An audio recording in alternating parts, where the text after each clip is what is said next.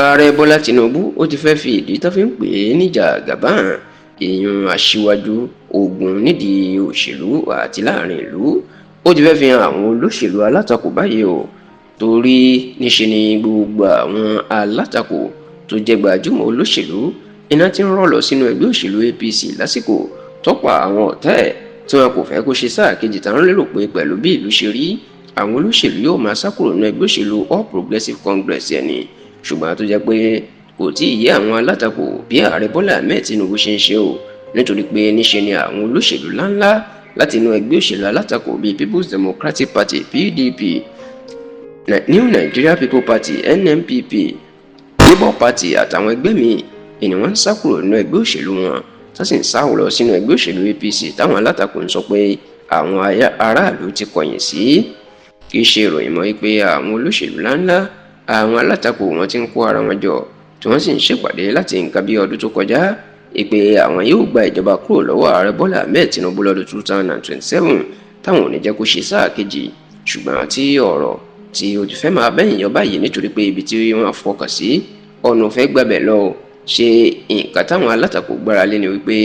ọ̀pọ̀ àwọn olóṣèlú nínú odò sí ààrẹ Bọ́lá Ahmed Tinubu nínú ẹgbẹ́ òṣèlú APC bẹ́ẹ̀ làwọn aráàlú Nàìjíríà náà inú tiwọn náà dùn pẹ̀lú bí ìnira ibi àti ọ̀hún gbogbo ṣe gba Nàìjíríà táwọn olóṣèlú alátakò sì ń sọ pé nǹkan méjèèjì yìí ni làwọn yóò lò papọ̀ láti fi lé ààrẹ Bọ́lá Ahmed Tinubu kúrò lórí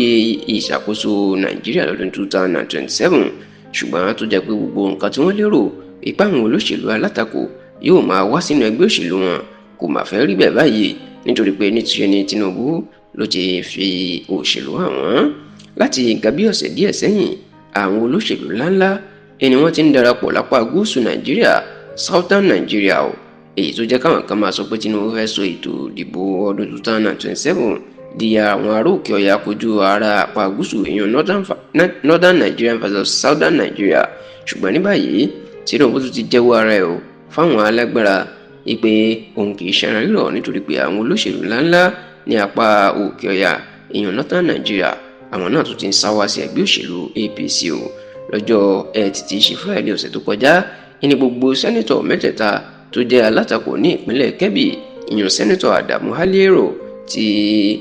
àárín gbùngbùn ìpínlẹ̀ Kebbi sẹ́nitọ̀ Yahaya Abdullahi ti Kebbi North àti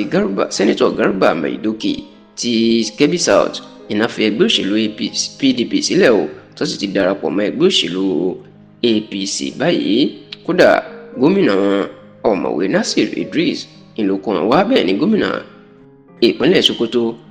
gómìnà Ahmadu Aliyu òun náà wà lára àwọn tó kó wọn lọ rí Tinubu tí wọ́n sì ti darapọ̀ mọ́ ẹgbẹ́ òṣèlú APC báyìí eléyìí ló jẹ́ kí Tinubu làwọn èèyàn máa sọ pé Tinubu ó ti ń fayé àti òṣèlú hàn àwọn alátakò àtàwọn alágbára pàápàá àwọn alágbára tó ń dìtẹ̀ mọ́ ní ilẹ̀ Haúsá pẹ̀lú bó ṣe jẹ́ pé àwọn ọmọ wọn nílẹ̀ Haúsá náà gbogbo wọn ló ń sá lọ sẹ́yìn Tinubu àti inú ẹgbẹ́ òṣèlú APC lásìkò yìí.